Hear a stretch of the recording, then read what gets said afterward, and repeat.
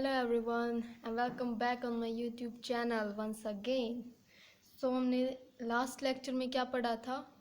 Newton first law and Newton second law. और अब हम क्या पढ़ेंगे हमारे आज के टॉपिक में? Impulse. So what is impulse? इसके बारे में मैंने आपको पहले लेक्चर में बता दिया था मेन सा, बट अब फिर से अगर एक बार और देखते हैं। चलो, क्या होता है इम्पल्स? इम्पल्स होता है आपका कि अगर सिंपली वे में बात करें तो इम्पल्स क्या होता है कि एक स्ट्रॉन्ग फोर्स होता है, वो बहुत थोड़े से टाइम के लिए लगता है। Large force acting for a duration of time.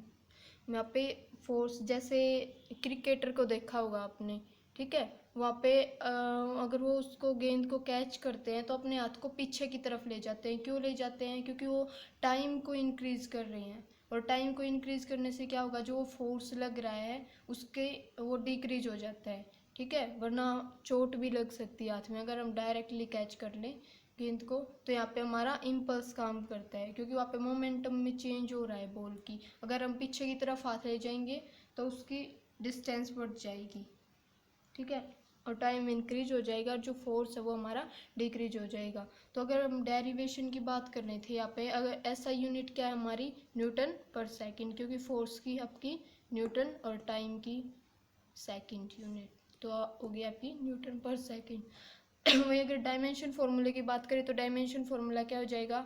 mL/t-1, ठीक है? अब अगर डेरिवेशन की बात करते हैं, इसका कैसे सोल्व आउट करेंगे हम इम्पल्स को? जैसे डी आई हो गया आपका डेरिवेटिव फॉर्म में impulse. I is impulse, F is a force and T is your time. I D I is equal to F dot D T, and I is equal to D I. यहाँ पे इनका दोनों का हमने integral कर दिया। D I is equal to F dot D T, और time interval क्या था हमारा? T1 से लेकर T2 तक। ये हमारी टाइम की लिमिट हो गई, ठीक है? अब बात आती है एवरेज फोर्स। अगर एवरेज फोर्स लगता है तो क्या होता है हमारा? एफ एवरेज, टाइम था हमारा T1 से T2 तक into D T is equal to F average. T पे यहाँ पे जो ये लिमिट थी इनको यहाँ पे अप्लाई कर दिया। T1 से T2 तक टाइम पे लिमिट है हमारी। अब इनको सोल्व आउट करेंगे पूरा ऊपर नहीं करके, तो क्या आ जाएगा? F is equal to D P, ये आ जाएगा F average T2 minus T1, क्योंकि ये लिमिट थी आपकी T1 से T2 तक। T1 से T2 तक थी, तो T2 minus T1। I is equal to F average del T, ठीक है? ये आपका आ जाएगा T2 माइनस T1 को हम लिखते हैं डेल टी, क्योंकि ये चेंज इन टाइम T2 से T1 तक, ठीक है? अब F इजिकल टू होता है आपका, क्या होता है? Force dp by dt according to the Newton second law. Newton second law क्या था आपका? कि अगर किसी भी मोमेंटम में चेंज हो रहा है तो वो किसके डायरेक्टली प्रोपोर्शनल होगा? उस एक्सटर्नल फोर्स के जो उस ऑब्जेक्ट पर लग रहा है। तो F हो जाएगा आपका dp बाई dt। F इस तरफ, dt इस तरफ जाएगा तो क्या आ जाएगा? F dot D T is equal to dp। अगर यहाँ पे भी लिमिट लगाएंगे हम, टाइम लिमिट, तो क्या आ जाएगी? 0 से लेकर t तक एफ डॉट डी टी, और डी पी पे क्या आ जाएगी? P1 से लेकर P2 तक हमारी लिमिट। फिर आएगा आपका F इंटू टी, क्योंकि यहाँ पे 0 था, 0 से t, तो ये लिमिट लगाई तो यहाँ पे t आ गया is equal to P2 minus P1, ठीक है? तो F इंटू टी क्या होता है आपका? इम्पल्स। इम्पल्स क्या होता है? जो जहाँ पे स्ट्रॉन्ग फोर्स लगता है थोड़े से टाइम ड्यूरेशन के लिए, ठीक है? तो F I impulse is equal to F into T. Impulse is a product of force and time. तो आई इज इक्वल टू हो जाएगा हमारा P2 माइनस P1, ठीक है? तो हम कह सकते हैं कि जो इम्पल्स है of a force is equal to the total change in momentum. ये चेंज इन मोमेंटम है, so P is a change in momentum produce by the force. ये हो जाएगा आपका टॉर्क। अगर हम एग्जाम्पल की बात करते हैं तो इम्पल्स कैसे लगता है हमारा? जैसे हम किसी भी दीवार पर गेंद को फेंकते हैं तो क्या होता है? वहाँ पे हमारा एक फोर्स अप्लाई होता है गेंद के और दीवार के बीच में, ठीक है? बट थोड़े से टाइम के लिए, और उसी फोर्स से वो गेंद वापस हमारे पास आती है। क्यों? क्योंकि वहाँ पे फोर्स अप्लाई होता है दीवार के द्वारा वापस, ठीक है? तो वहाँ पे टाइम हमारा होता है बिल्कुल थोड़ा सा, और वहाँ पे फोर्स ज़्यादा होता है। टाइम इन टाइम डिक्रीज होता है और फोर्स इंक्रीज होता है, तभी वो बाउंस बैक हो जाता है, आपका जो बॉल होती है वो आपके पास वापस आ जाती है इसी वजह से, ठीक है। और वैसे ही मैंने एक एग्जांपल दे रखा है आपको, जैसे क्रिकेट में अगर हाथ को पीछे की तरफ ले जाते हैं तो हमारा टाइम इंक्रीज हो जाता है और फोर्स डिक्रीज हो जाता है, ठीक है। ये हो गया आपका इम्पल्स। अब आता है आपका Newton third law. Newton third law में क्या होता है, न्यूटन थर्ड लॉ में जो हमारा कोई भी एक्शन होता है उसके इक्वल और अपोजिट एक रिएक्शन और होता है। तो न्यूटन थर्ड लॉ क्या होता है हमारा, for every action there is always an equal and opposite reaction. ये कैसे होता है, क्योंकि जैसे कई बार जैसे देखा होगा हमारी एक्टिविटीज़ बहुत ज़्यादा ऐसी होती है, जैसे हम स्विमिंग करते हैं तो हम पानी को पीछे की तरफ करते हैं, तो हम फोर्स लगाते हैं पानी पे, और स्विमिंग के टाइम पे अगर हम आगे की तरफ पीछे की तरफ फोर्स लगा रहे हैं पानी पे, तो पानी भी हम वापस फोर्स लगाता है हमें, ठीक है, जिसकी वजह से हम स्विम कर सकते हैं, तैर पाते हैं। तो यहाँ पे एक्शन पहले हमने एक्शन किया तो बाद में उसका इक्वल एंड अपोजिट रिएक्शन आ गया, क्योंकि हम पीछे की तरफ फोर्स लगाते हैं स्विमिंग में और पानी हमें आगे की तरफ धकेल देता है, ठीक है। और जब हम चलते हैं जैसे ग्राउंड सरफेस पे, तो हम ग्राउंड सरफेस को थोड़ा पीछे की तरफ पुश आउट करते हैं। अगर हम पीछे की तरफ करते हैं और वहीं अगर उसके वो हो गया हमारा एक्शन। और अगर हम रिएक्शन की बात करें तो रिएक्शन क्या हो जाएगा, तब रिएक्शन में जो ग्राउंड सरफेस है वो हमारे पैरों को के ऊपर थोड़ा सा फोर्स लगाता है आगे की तरफ, ठीक है, इसलिए हम चल पाते हैं वॉक करते टाइम।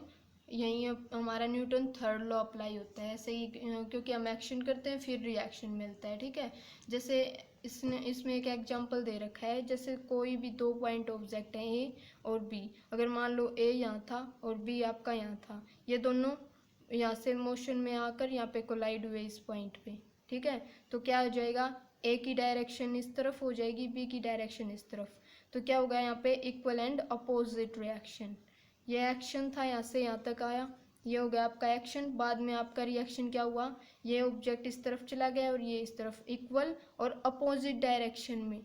यहाँ पे क्या है, force on B due to A, और यहाँ पे force on A due to B, B की वजह से ए पे जो फोर्स लगा और यहाँ पे बी पे ए की वजह से जो फोर्स लगा वो हो जाएगा हमारा F B A.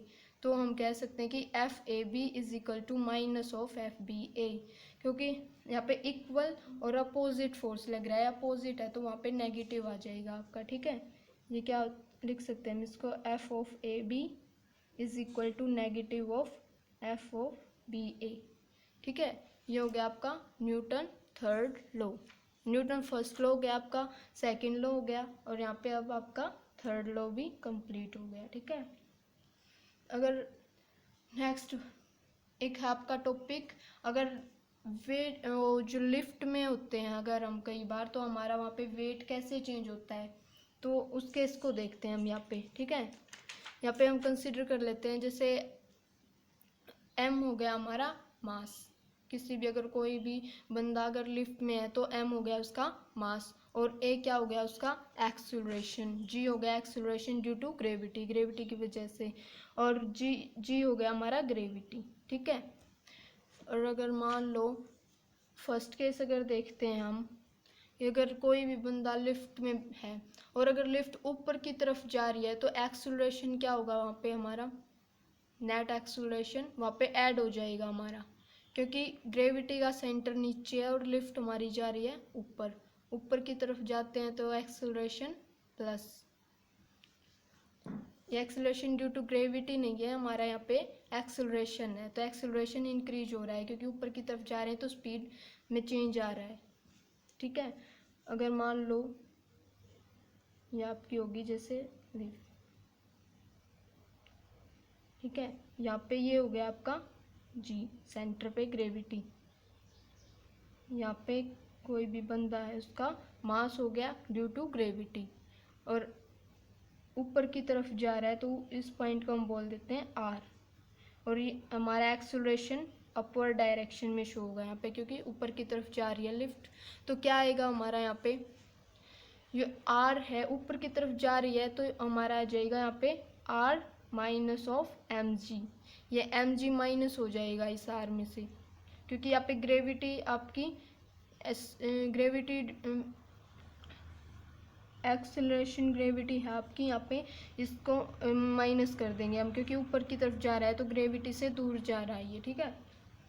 Are minus M G is equal to mass into acceleration of a person, ठीक है। तो अब इसको करेंगे हम सोल्व आउट, तो क्या निकल के आएगा हमारा result, R is equal to M A plus, ये एम जी प्लस में आ जाएगा, यहाँ पे नेगेटिव है इस तरफ प्लस में आ जाएगा, R is equal to M A plus M G. अब अपेरेंट वेट है जो इसका वो क्या कितना हो जाएगा, R is equal to M, यहाँ पे कॉमन ले लिया हमने तो क्या आ जाएगा ए प्लस जी या फिर जी प्लस ए।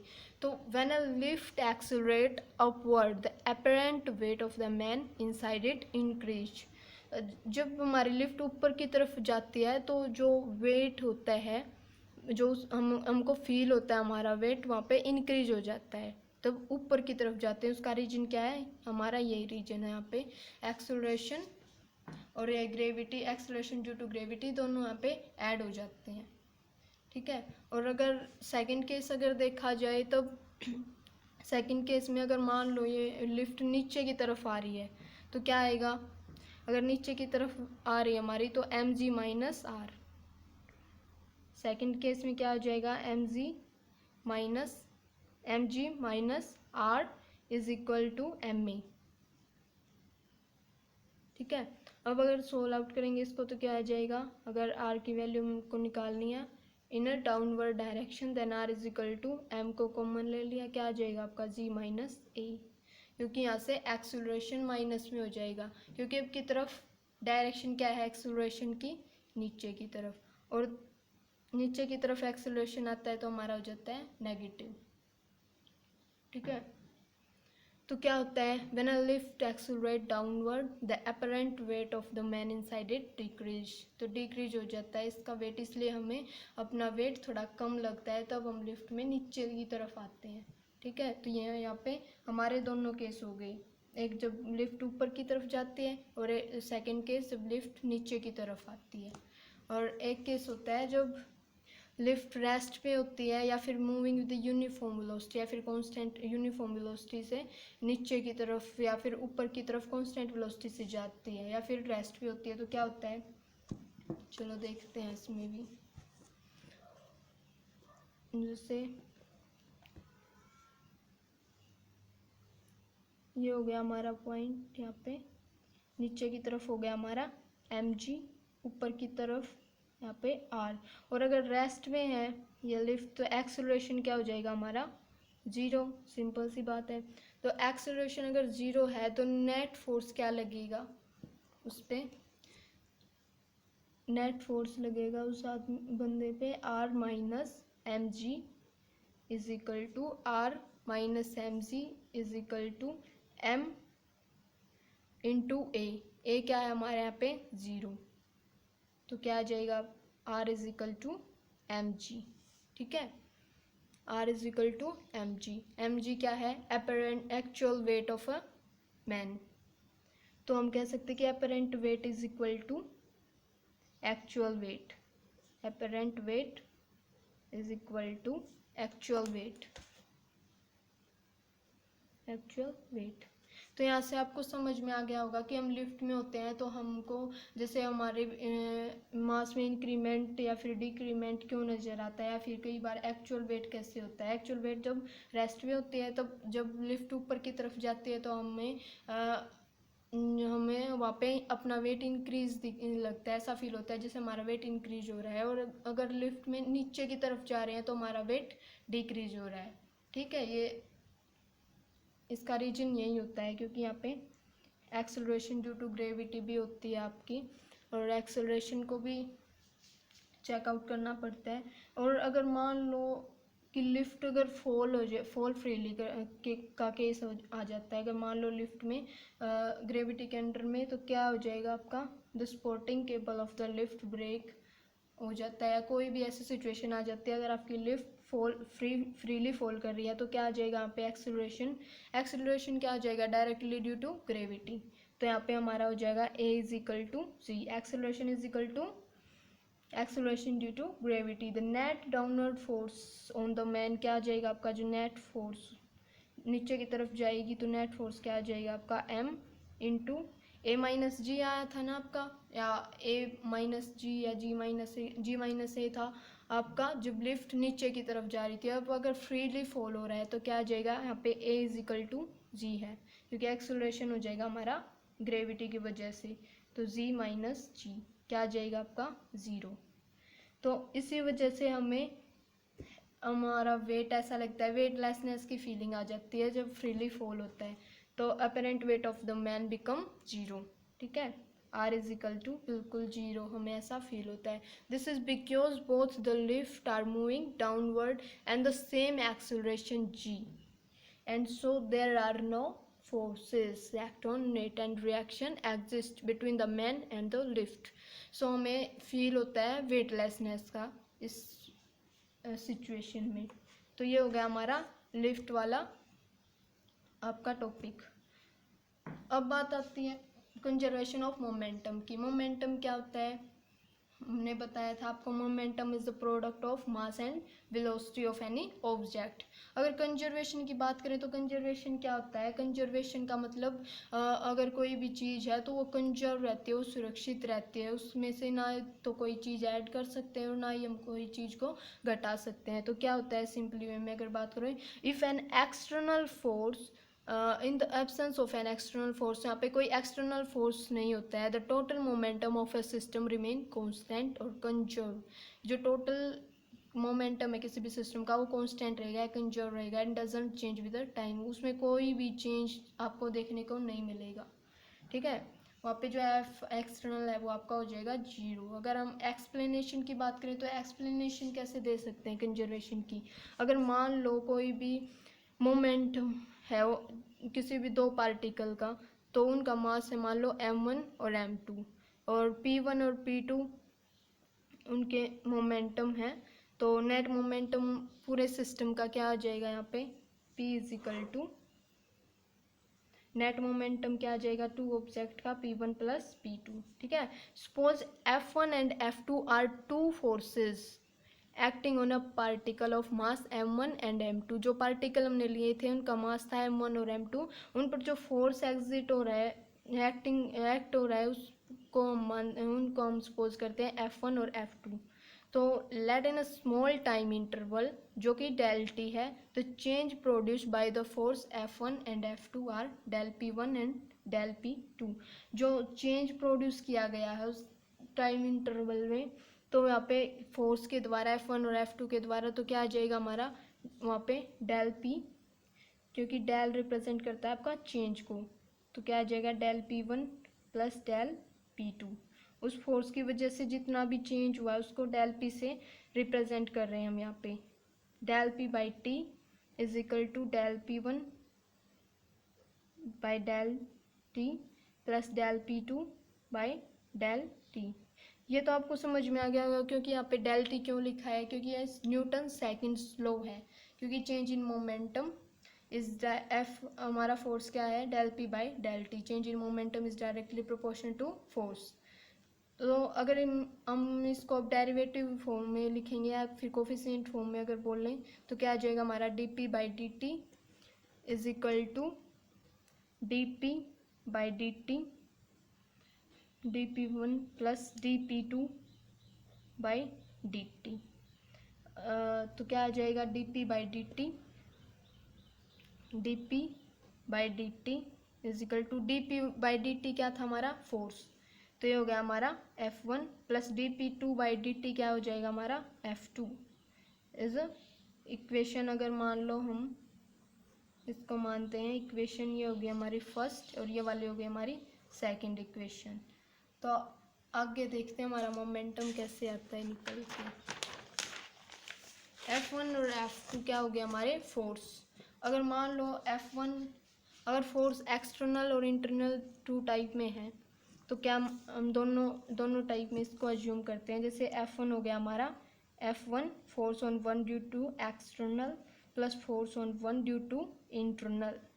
एक्सटर्नल और इंटरनल ही दोनों वे में अगर हम देखेंगे फोर्स को, तो हमारा आएगा F2 external plus F2 internal. ठीक है, F1 और F2 को एक्सटर्नल और इंटरनल की फॉर्म में लिख दिया। तो अब आता है आपका dp by D T. Second equation क्या थी, dp by D T is equal to F1 plus F2। तो F1 और F2 की जगह आपको ये एक्सटर्नल और इंटरनल दोनों फॉर्म लिखनी है इसकी। तो क्या आ जाएगा, F1 external plus F1 internal. ठीक है, प्लस अब आती है F2 force of external plus F2 force यहाँ पे इंटरनल की वजह से जो F2 पे फोर्स लगी है।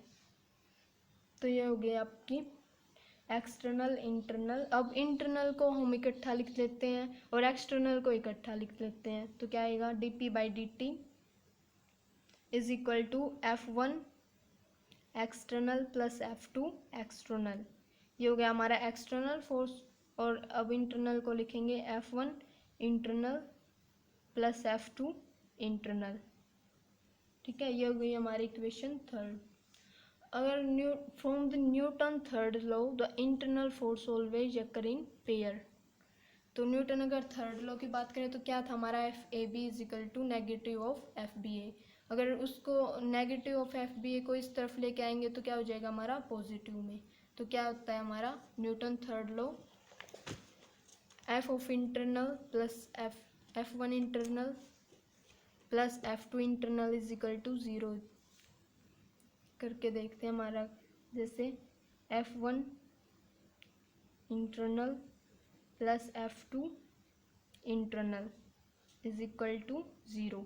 तो ये इस तरफ जाएगा तो हमारा हो जाएगा नेगेटिव में। थर्ड लो क्या होता है, इक्वल एंड अपोजिट फोर्स। तो क्या आ जाएगा हमारा F1 internal is equal to minus of F2 internal. ये इस तरफ माइनस में आ गया, इक्वल एंड अपोजिट फोर्स हो गए। तो ये हमारा हो गया न्यूटन थर्ड लॉ।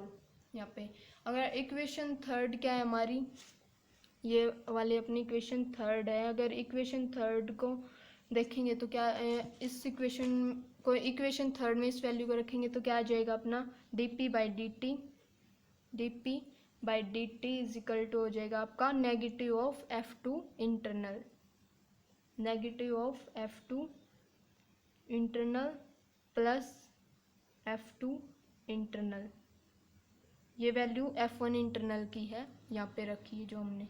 ठीक है, तो प्लस क्या आ जाएगा आपका आगे, negative of F1 external, F1 external same, अगर ये इंटरनल की निकाली थी, अगर सेम ऐसे ही एक्सटर्नल की निकालेंगे तो F1 की वैल्यू आएगी negative of F1 external plus F2 external force. ठीक है, अब बात करें आगे की तो क्या आएगा आपका dp बाई डी टी की वैल्यू क्या आ जाएगी आपकी, यहाँ पे F2 नेगेटिव था, ये प्लस में हो गया तो क्या आ जाएगा आपका यहाँ पे 0 0 plus F1 external, F1 external plus F2 external plus F2 external. ठीक है, यहाँ पे आपका नेगेटिव था, नेगेटिव नेगेटिव हो गया आपके पॉजिटिव। तो क्या होगा आपका F1 external plus F2 external. तो dp बाई डी टी क्या आ जाएगा आपका, F एक्सटर्नल, जो एक्सटर्नली फोर्स लग रहा है F पे, F external plus F1 external plus F2 external. और अगर इसको इकट्ठा करेंगे F तो आ जाएगा हमारा F external is equal to 0। यहाँ पे देख लेते हैं हम इसको, F external is equal to 0, क्योंकि F है जो वो हो जाएगा हमारा F1 external plus F2 external. ठीक है, तो F एक्सटर्नल आ गया हमारा 0, dp बाई डी टी हमारा क्या आ जाएगा यहाँ पे 0। तो 0 का मतलब होता है हमारा यहाँ पे कोई चेंज नहीं आया, किसी भी अगर कंजर्वेशन ऑफ मोमेंटम, मोमेंटम में कोई भी चेंज नहीं है हमारा। यहाँ पे p क्या हो गया, कांस्टेंट। ठीक है, p हमारा यहाँ पे हो गया कांस्टेंट। यहाँ पे एक हमारा एक वो रह गया था, क्योंकि ये हमारा यहाँ पे था नेगेटिव में, और ये तो यहाँ पे सोल आउट हो ही गया था अपना नेगेटिव पॉजिटिव वाला, और ये नेगेटिव पॉजिटिव में है तो ये भी हो गया हमारा, क्या हो जाएगा, कैंसल आउट। तो क्या आ जाएगा हमारा यहाँ पे वैल्यू 0, तो F external 0. So we can say that dp by dt is equal to 0. So net change in momentum is 0. तो मोमेंटम में यहाँ पे क्या आ जाएगा हमारा, constant. This equation shows that the law of conservation of linear momentum holds true. Means that is linear momentum of the system remain conserve हो जाता है. Conservation of momentum theorem is applicable for F external is equal to 0. It doesn't depend on internal force. Internal force पे depend नहीं होती है हमारी, external force पे depend होती है. तो एफ एक्सटर्नल हो गया हमारा 0. ठीक है, तो ये हो गया आपका एफ एक्सटर्नल वाला आपका टॉपिक कंप्लीट. अब अगर बात करें इक्विलिब्रियम ऑफ अ पार्टिकल, तो इक्विलिब्रियम क्या होता है, इक्विलिब्रियम में क्या होता है, मान लो कोई भी फोर्स है which are acting at the same point on a particle are called concurrent forces. जो फोर्स एक सेम पॉइंट पे एक्ट करते हैं तो उनको क्या बोलते हैं, concurrent forces. This forces are said to be in equilibrium. कब होंगे इक्विलिब्रियम में, जब उनका जो रिजल्टेंट है वो आपका आएगा 0. मान लो ये दो फोर्स है हम अपने F1, ये हो गया F2. तो representation of a concurrent forces. Concurrent force क्या होते हैं, जो सेम पॉइंट पे एक्ट करता है. The force which are acting at the same point on a particle. ठीक है, आर कॉल्ड कंकरेंट फोर्सेस. और अगर दो फोर्सेस हैं आपके, मान लो F1 और F2 act on a particle, then they will be in equilibrium. कैसे होंगे, जैसे आपका F1 is equal to negative of F2 है from the Newton third law. That is the true force of the particle must be equal and opposite. ये क्या है आपकी, ये सिचुएशन है आपकी किसी भी पार्टिकल के, किसी भी फोर्स के इक्वल और अपोजिट होने के लिए होता है. अगर कोई भी फोर्स इक्वल और अपोजिट है तो वो इक्विलिब्रियम में आएगा. कैसे देखते हैं, जैसे F1 हो गया आपका, ये F2 नेगेटिव में इस तरफ अगर जाएगा तो प्लस में हो जाएगा, इज इक्वल टू 0. तो we can say that this forces are in equilibrium because F1 plus F2 is equal to 0. ठीक है, अगर 3 concurrent force F1 F2 F3 apply होते हैं तो क्या हो जाता है, अगर 3 फोर्सेस मान लो F1 प्लस F2 और F3, 3 फोर्सेस हैं आपके, तो क्या इक्विलिब्रियम में क्या कैसे आएंगे वो, the 3 concurrent forces F1 F2 and F3, then they are in equilibrium when the resultant of the two forces is equal and opposite to the third one. That is F1 plus F2 is equal to negative of F3. ठीक है, इस equation में हमको इसे लिखना पड़ेगा तभी हमारा जाके इक्विलिब्रियम में आएगा. तो क्या है, अगर सिंपली वे में अगर सोल्व करें तो F1 plus F2 plus F3 is equal to 0. So we can say that it is the particle is in equilibrium if we write it in this equation. ठीक है, अब आती है आपकी अगर इसको कंपोनेंट फॉर्म में लिखेंगे तो कैसे लिखेंगे, X along X and Y and Z direction में.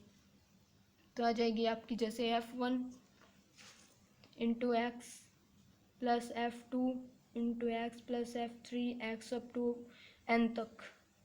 ठीक है, F2 एन तक, N to X is equal to 0. Equation ऐसे आएगी आपकी F1 F2 F3 Fn x तक, ऐसे ही सेम y तक y वाली हो जाएगी और सेम ऐसे ही हो जाएगी आपकी z वाली. ठीक है, और इसका अगर एक लास्ट टॉपिक की बात करें हमारा, तो लास्ट टॉपिक क्या है, एक Lami's theorem. Lami's theorem, Lami's theorem क्या होती है अपनी, according to this theorem when 3 concurrent force जो हमने लिए थे F1 F2 and F3 acting on a body are in equilibrium. जो 3 हमारे कंकरेंट फोर्स हैं वो एक्ट करेंगे एक बॉडी पर इक्विलिब्रियम की फॉर्म में. कैसे देखते हैं, डायग्राम बनाते हैं इसका पहले. जैसे हो गया आपका, ये हो गया आपके डायरेक्शन ऑफ फोर्स F1, ये हो जाएगा आपका F2 और ये हो जाएगा आपका F3। ठीक है, इसकी डायरेक्शन बनाते हैं हम जैसे, तो क्या हो जाएगा यहाँ पे हमारा, जैसे एंगल मान लो अल्फा हो जाएगा, ये वाला एंगल गामा और ये वाला एंगल बीटा मान लिया। जैसे the three concurrent force acting at some angles पे एक्ट कर रहे हैं हमारे थ्री फोर्सेस। तो क्या आ जाएगी हमारी इक्वेशन यहाँ से, F1 by sine alpha, because यहाँ पे F1 है जो हमारा F1 हो गया हमारा, ये F1 by sine alpha is equal to F2 by sine beta. ये जो इसके बिल्कुल सामने वाला एंगल है वो लेना है हमें, bye sine beta plus F3 by sine gamma, 3 bye sine gamma. यहाँ पे क्या है, F3 के सामने गामा। तो यहाँ पे क्या है हमारा, अल्फा है जो वो एंगल है F2 और F3 के बीच, F2 और F3 के बीच है। ठीक है, और बीटा है हमारा एंगल क्या है, F3 और F1 के बीच में है। ठीक है, और हमारा जो गामा एंगल है वो क्या है, F1 और F2 के बीच में है हमारा गामा एंगल। ठीक है, तो अगर हम इसको प्रूव करके दिखाएं हमारा ये अल्फ़ा बीटा और गामा कहाँ से आया, तो देखते हैं। चलो, जैसे आपका ये था थर्ड लाइन,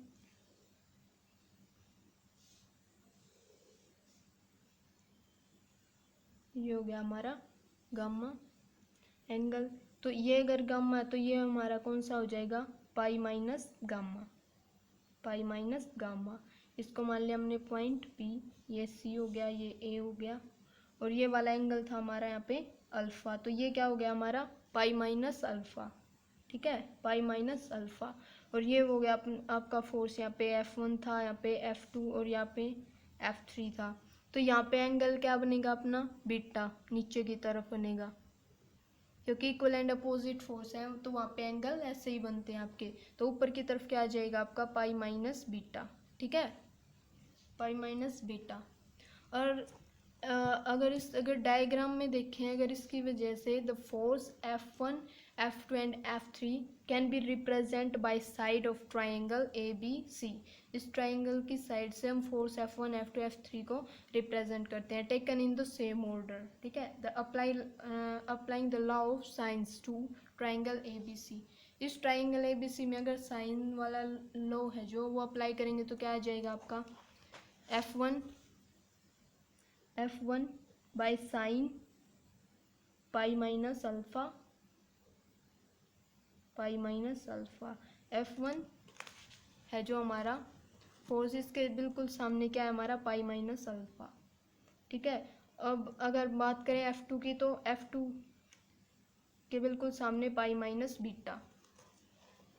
तो क्या आ जाएगा यहाँ पे हमारा, is equal to F2 by sine pi minus beta, pi minus beta. और सेम ऐसे ही F3 क्या कहाँ पे हमारा, ये रहा, इसके सामने क्या है, pi minus gamma, F3 by sine pi minus gamma. तो क्या आ जाएगा हमारा यहाँ पे, pi minus sign pi minus theta क्या होता है अपना, sine theta, sign pi minus theta क्या होता है, साइन थीटा। तो यहाँ से क्या आ गया हमारा, F1 by sine alpha is equal to F2 by sine beta is equal to F3 by sine gamma. तो ये हो गया हमारा प्रूफ कि हमारा साइन अल्फ़ा, साइन बीटा और साइन गामा यहाँ पे कहाँ से आया, F1, F2, F3 थे आपके फोर्सेस। तो ये हो गया आपकी लेमिस थ्योरम, एंड हमारा यहाँ पे टॉपिक हो गया complete. So it's enough for today and thanks for watching my video. I hope you understand it very well. Thank you.